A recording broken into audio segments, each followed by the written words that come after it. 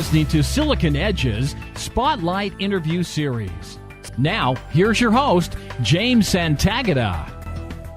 This is what I call frame weaponization, the weaponization of frames. And these are very common. They're almost a rant on many of the college campuses for the last 20 or 30 years.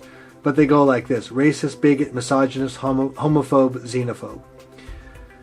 What do those really mean? Well, the definition has continued to expand for over 30 years. So after the frames have been weaponized, the definition of each, which started very narrow, is then widened. And after being weaponized, many of these frames have also had the same emotional or psychological power, but now they can be triggered by or innocuous actions.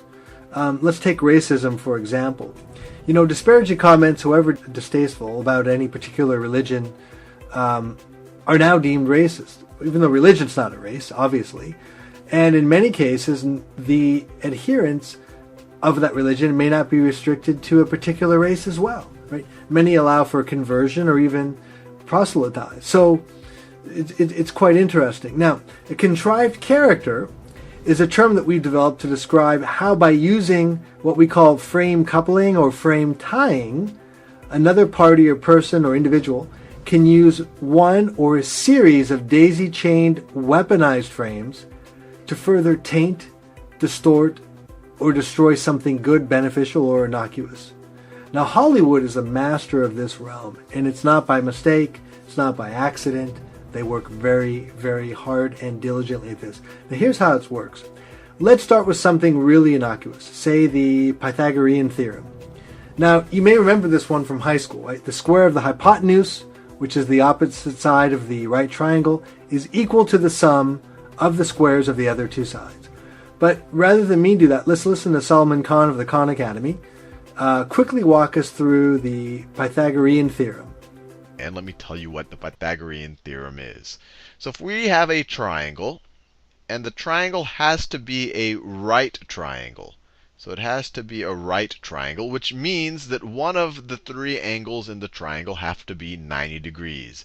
And you specify that it's 90 degrees by drawing that little box right there. So that right there is, let me do this in a different color. That right there is a 90 degree angle, or we could call it a right angle. Pretty innocuous, no? Now, we can probably all agree that the Pythagorean theorem is innocuous.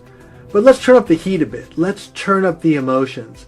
Let's trigger the frames which have already been implanted inside you and me, especially in the West. If you're in America, these will resonate very strongly with you if you were acculturated in America.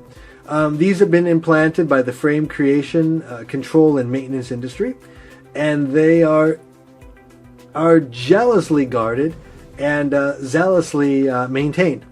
All of these frames have weaponized, so buckle your seatbelt. First one, Christian cross. Any reaction? The Red Cross. How about Roman artwork in Spain before the Nazis? How about Buddhist symbology in Japan? I know a number of people have been shocked to see that either on signage of maps or at the actual temple or on the way to the temple.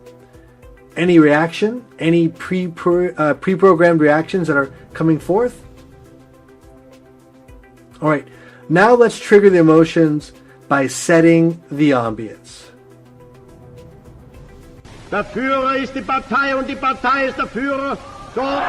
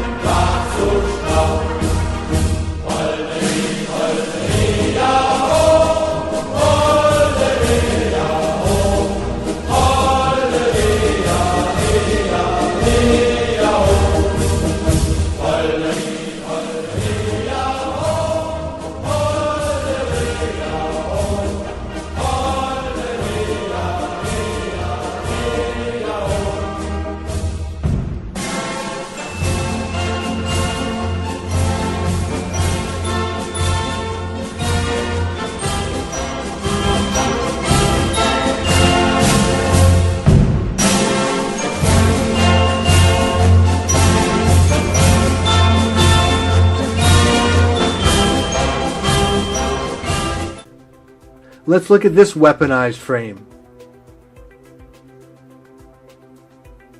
Okay, now let's take the weaponized frame plus add it with innocuous concept, the Pythagorean theorem. And this is what we get.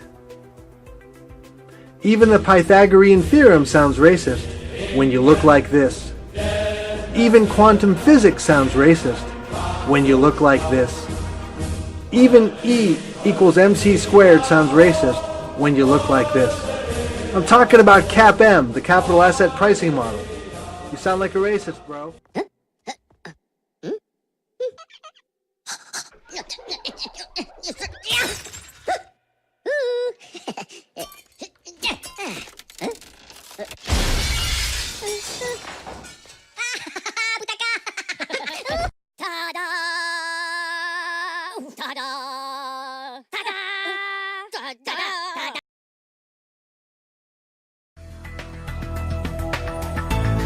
Thanks for listening.